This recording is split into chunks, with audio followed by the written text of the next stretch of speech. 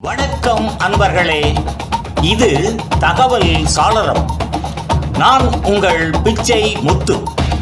தகவல் சாளரம் வழங்கும் போர்களின் பிடியில் பூமியின் மடி. இனி வருவது இரண்டாம் உலகப் போரின் இணையற்ற வரலாற்று தொடர். புத்தன் வந்த திசையிலே புனித காந்தி மண்ணிலே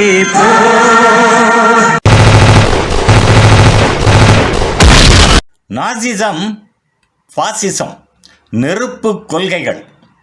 மனித வரலாற்றில் சில சிந்தனைகள் ஒளியை தருகின்றன, சில சிந்தனைகள் அழிவையே விதைக்கின்றன.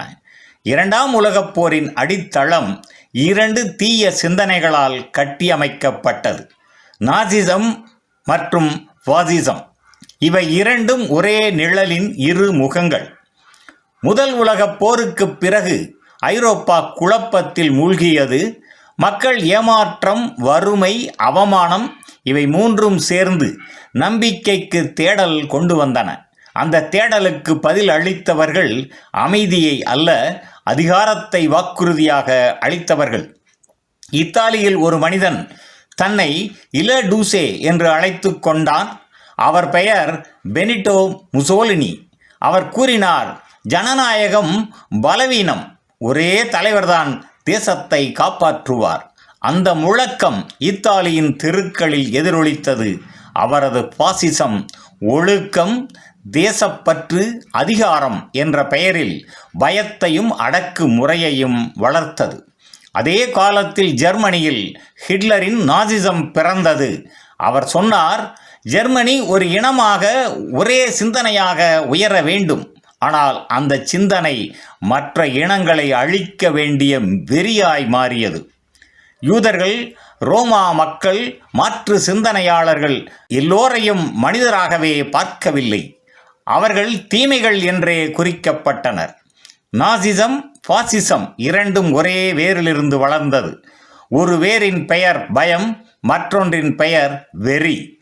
பயத்தை பயன்படுத்தி மக்கள் மனதை அடிமைப்படுத்தினர். வெறியை பயன்படுத்தி அவர்களை போருக்கு தள்ளினர். தலைவரை போற்று, எதிரியை தூற்று, அதுவே அவர்களின் வெற்றி நெறி முழக்கம். இந்த இரு சிந்தனைகள் மனித நாகரிகத்தின் முக மூடியை கிழித்தன. மனிதனின் மனம் எவ்வளவு எளிதில் மாற்றப்படலாம் என்பதை உலகம் முதல் முறையாக கண்டது. பாசிசம் இத்தாலியை இருண்ட ஆட்சிக்குள் தள்ளியது. நாசிசம் ஜெர்மனியை அழிவின் வாயிலில் நிறுத்தியது. ஆனால் இரண்டும் சேர்ந்து முழு உலகத்தையும் ஒரு தீக்குளத்தில் மூழ்கச் செய்தன. இது வெறும் அரசியல் அல்ல, இது மனித மனத்தின் இருள். நம்பிக்கையை பயன்படுத்தி வெறியை விதைக்கும் வல்லமை, அதுவே நாசிசமும் பாசிசமும். நன்று நண்பர்களே, இரண்டாம் உலகப் போரின் இன்னும் ஒரு காணொளியில் மீண்டும் சந்திப்போம். நன்றி, வணக்கம். புதியதோர் உலகம் செய்வோம், கெட்ட